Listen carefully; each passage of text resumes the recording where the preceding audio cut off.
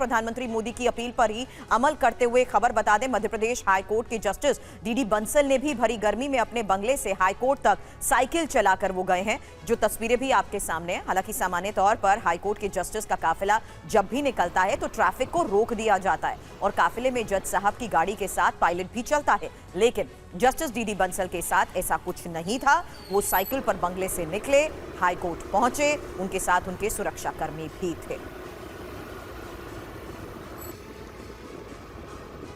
तो ये वो तस्वीरें हैं रवि, जिससे साफ है, जिस तरीके का जिक्र शुरू में आनंद प्रकाश पांडे ने भी किया कि लीड फ्रॉम द फ्रंट, प्रधानमंत्री ने अपने काफिले की गाड़ियों को कम कर लिया है। और देखिए, देश के सभी दिग्गज जिस तरीके से इन तस्वीरों के साथ इस फैसले पर अमल करते हुए नजर आ रहे हैं, ये वो खास तस्वीर है जिसमें साफ नजर आ रहा है कि कैसे हाईकोर्ट के जस्टिस का काफिला जब निकलता है तो तब ट्रैफिक को रोक दिया जाता था, क्योंकि सुरक्षा को देखते हुए ये फैसला होता था। लेकिन अब देखिए किस तरीके से सुरक्षा को देखते हुए सुरक्षाकर्मी भी बाइक पर हैं और साइकिल पर हैं, और खुद जस्टिस यहां पर कोर्ट जाते हुए साइकिल पर नजर आए हैं। तो इस तरह के संदेश देने का प्रयास भी चल रहा है। देखिए, दिल्ली के शिक्षा मंत्री आशीष सूद ने गाड़ियों का काफिला छोड़ आम लोगों की तरह मेट्रो और ई रिक्शा में सफर किया। उनकी इस पहल को प्रधानमंत्री नरेंद्र मोदी की उस अपील से जोड़कर देखा जा रहा है जिसमें उन्होंने लोगों से सार्वजनिक परिवहन के अधिक इस्तेमाल की बात कही। आशीष सूद ने एनआईए से कड़कड़डूमा तक मेट्रो से यात्रा की और फिर मेट्रो स्टेशन से सूरज मल विहार तक ई रिक्शा लिया, जहां उन्होंने जोन 1 और 2 के स्कूलों के प्रधानाध्यापकों से बातचीत भी की। लेकिन वहां तक पहुंचने के लिए जो ट्रांसपोर्ट यूज किया उसकी तस्वीर हम आपको दिखा।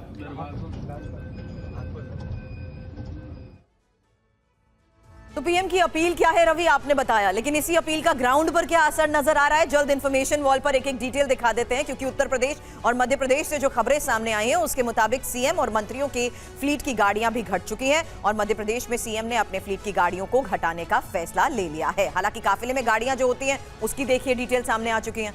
उत्तर प्रदेश तो गाड़ियों के काफिले में 50% की कटौती।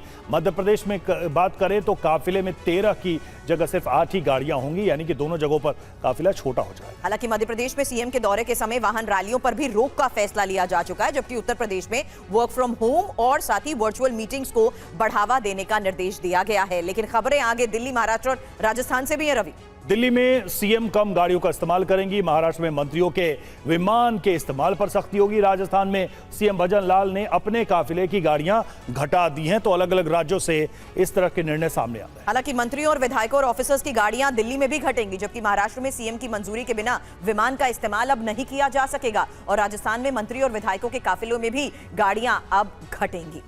दिल्ली में कारपूल और पब्लिक ट्रांसपोर्ट पर जोर रहेगा। एक तस्वीर हमने आपको दिखाई ही। महाराष्ट्र की बात करें, ऑनलाइन बैठकों और ईवी के उपयोग पर जोर रहेगा। राजस्थान में ऑनलाइन बैठकों पर जोर रहेगा, यानी कि फिजिकली बैठकें कम हो जाएंगी। आनंद प्रकाश पांडे हमारे साथ हैं। आनंद, सरकार के इस फैसले के बाद आप जनता के बीच में भी गए।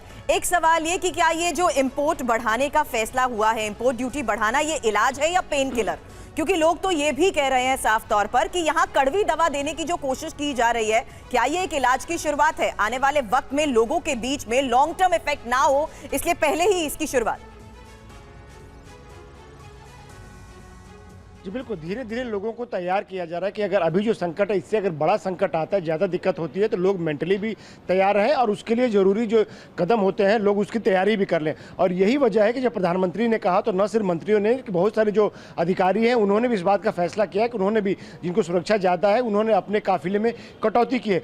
मतलब यही है सिर्फ इतना कि अभी जो देश और दुनिया जो है संकट से जूझ रहा है, उसको कैसे हम कम से कम उसका असर भारत पे करें। ये जो संकट है कोई घरेलू संकट नहीं, भारत का संकट नहीं, इसकी वजह घरेलू है, बल्कि ये जो फैसले तेल को लेकर भी पहले हालात में, पश्चिम एशिया के हालात में नजर आ रहे थे, तब भी सरकार ने ये कहा था कि हम लोगों पे बोझ देने की बजाय कंपनियों के कांटेक्ट में हैं। अब कंपनियां तो ये कह रही हैं कि हमें इलाज की बजाय आप पेन किलर क्यों दे रहे हैं इस तरीके के फैसले देते हुए, क्योंकि व्यापारियों को, और क्योंकि हम इकोनॉमिस्ट से भी इसी लिहाज से बात कर रहे थे, बहुत बड़ा असर हर सेक्टर पर अब इसका पड़ता हुआ नजर आ रहा है। जी बिल्कुल, सरकार की कोशिश ये है कि आम जनता जो है उसको कम से कम इसका इफेक्ट पड़े, और यही वजह है कि अभी जो तेल कंपनी है जाहिर तौर पे वो घाटे में है, उनके काफ़ी हज़ार करोड़ का अभी घाटा है, उनके ऊपर ज़्यादा दिक्कत हो रही है। लेकिन फिलहाल सरकारी कोशिश है कि ज़्यादा से ज़्यादा जो है जनता को इससे भी बचा के रखा जाए, और इसलिए लोगों से अपील की जा रही है कि आप, और मंत्रियों से अपील की जा रही है कि आप सरकारी गाड़ियों का कम से कम प्रयोग करें, गाड़ियों का इस्तेमाल कम से कम करें, ताकि तेल की खपत कम हो। इसके अलावा जरूरी जो विदेशी यात्राएं हैं वही करें, जो गैर जरूरी है उसको आप छोड़ दें। मकसद यही है कि भविष्य में अगर इससे बड़ी चुनौती जो आती है उसको लिए लोग तैयार रहे और उसके असर को भी कम किया जा सके, क्योंकि प्रधानमंत्री पहले से कहते रहे कि ये भारत की कोई घरेलू वजहों से संकट नहीं है, ये वैश्विक संकट है, और न सिर्फ भारत पे बल्कि पूरी दुनिया पे इसका असर पड़ रहा है, और हर देश अपने तरीके से इसका उपाय निकाल रहे हैं। और जिस तरह से कोरोना में प्रधानमंत्री ने लोगों से अपील की थी, लोग आगे बढ़े, खुद आए थे, और कोरोना के बिल्कुल वैसी ही अपील एक बार फिर से प्रधानमंत्री ने लोगों से की है ताकि इस प्रभाव को कम से कम किया जा सके।